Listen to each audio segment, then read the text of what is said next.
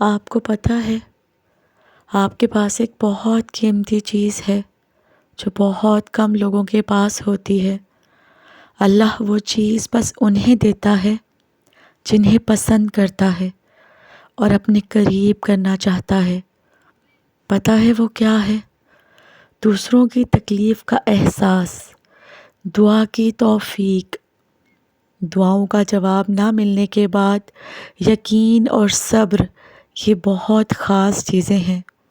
اگر آپ کے پاس ان میں سے کوئی ایک چیز بھی ہے تو آپ بہت امیر ہیں، اللہ کے پسندیدہ بندوں میں سے ہیں، تو آپ کو وہ کبھی خالی ہاتھ نہیں رہنے دے گا۔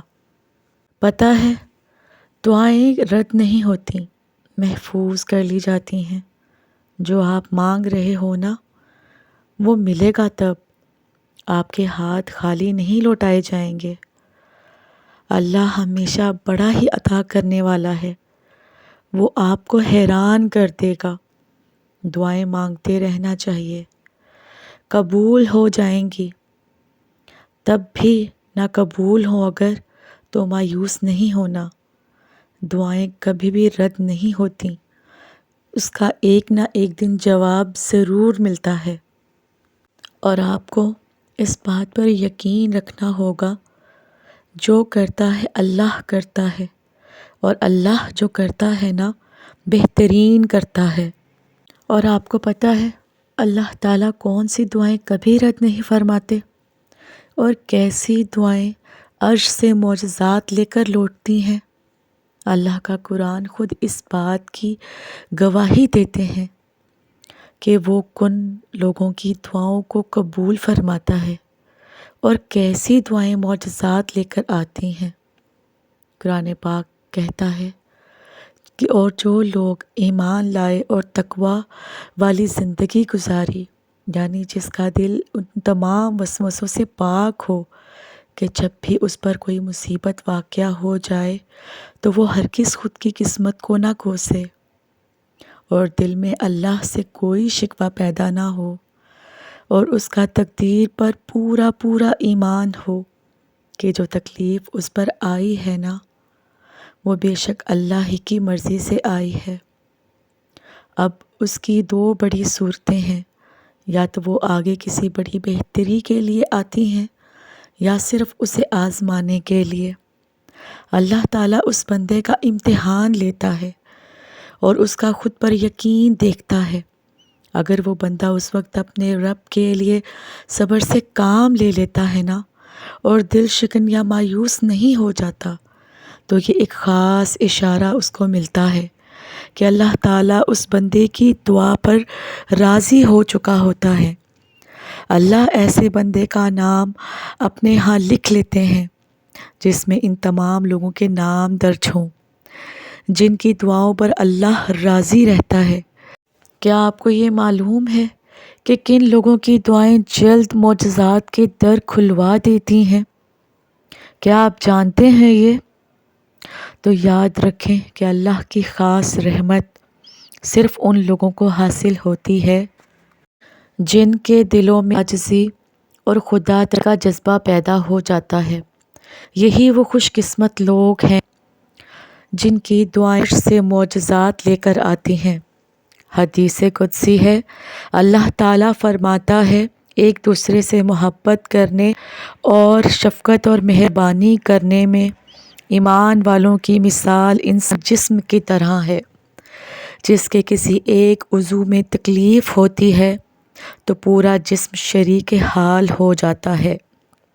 اللہ تعالیٰ اس بندے کی خواہش اور مراد کو ہمیشہ عزت و تکریم دیتا ہے۔ جس کے ہاتھ اٹھتے ہیں تو مخلوق کی مدد کے لیے اٹھتے ہیں۔ آپ بھی اپنے دکھ پر کبھی غم زدہ نہ ہو، بلکہ اپنے مقصد حیات سے جڑ کر ایسا کام کریں، ایسا مقام حاصل کریں کہ لوگ آپ کے جیسا بننے کی خواہش کریں۔ پھر آپ دیکھنا کہ اللہ آپ کو موت تک کیسے لے جائے گا۔ اللہ تعالیٰ آپ کی دعاؤں کو قبول کیسے کرے گا اور آپ کو معجزوں کی راہ کیسے دکھائے گا کہ جس کا آپ کے دل نے کبھی غمام بھی نہیں کیا ہوگا۔ جب آپ تھک جائیں تو اللہ کے سامنے جھک جایا کریں، کیونکہ لوگ تھوڑی سی غلطی پر چھوڑ جاتے ہیں اور اللہ تھوڑی سی عبادت پہ بھی آپ کو تھام لیا ہے۔ اپنے رب سے مانگیں، دل کھول کر مانگا کریں۔ وہ چیز جو آپ کو لگتا ہے کہ ناممکن ہے، وہ بھی کہہ ڈالا کریں اللہ سے۔ اس کے لیے تو کچھ بھی ناممکن نہیں ہے، اس نے تو صرف کن کہنا ہے اور آپ کا کام ہو جانا ہے۔ اللہ تعالیٰ سے نا آپ کھل کر دعا مانگا کریں، بنا جھجک کے مانگا کریں۔ ہر وہ لفظ کہا کریں جو آپ اللہ سے بات کرنے کے لیے کہہ سکتے ہیں۔ دعا مانگیں اور ان الفاظ کو ساتھ محسوس بھی کریں۔ اللہ سے اپنے دل کی تمام باتیں شیئر کیا کریں اور ہر وہ بات کہا کریں جو آپ کا دل چاہتا ہے۔ دعائیں آپ کی اتنی اسٹرانگ ہونی چاہیے کہ اللہ تعالیٰ سے تو کچھ بھی نہیں چھپا، اللہ تعالیٰ کو پہلے سے ہی سب پتہ ہوتا ہے، بس آپ نے دوبارہ سے اللہ سے خود کہنا ہوتا ہے۔ دعائیں مانگ کر، دعا میں سب کچھ بول کر، اپنی باتوں کو اللہ کے ہاں پیش کر کے سب کچھ اس کو بتایا کریں۔ اللہ تعالیٰ سے بار بار دعا مانگنے سے کبھی بھی مت اکتایا کریں، صبر سے کام لیا کریں۔ اگر اللہ چاہے تو پلک جھپکنے سے پہلے آپ کی خواہش کو پورا کر دے۔ اس سے آپ کی امید اور فکر کے آنسو پوشیدہ نہیں ہے۔ وہ آپ کی حالت کو ٹھیک کرنے سے عاجز نہیں ہے، لیکن وہ ان لوگوں سے محبت کرتا ہے جو بار بار دعا میں اللہ سے اپنی چیزیں مانگتے رہتے ہیں، اللہ کو پکارتے رہتے ہیں۔ دیکھیں، دل مشکل میں ڈوبا ہو، سوچ فکروں میں الجھی ہو، تو اللہ تعالیٰ سے دعا کرنا اور اتنا توکل ضرور کریں کہ وہ رب آپ کی تمام دعاؤں کو دھیان سے سنا اور جواب بھی دیتا ہے۔ وہ ضائع نہیں جانے دے گا ان دعاؤں کو جو خلوص دل سے مانگی جاتی ہیں۔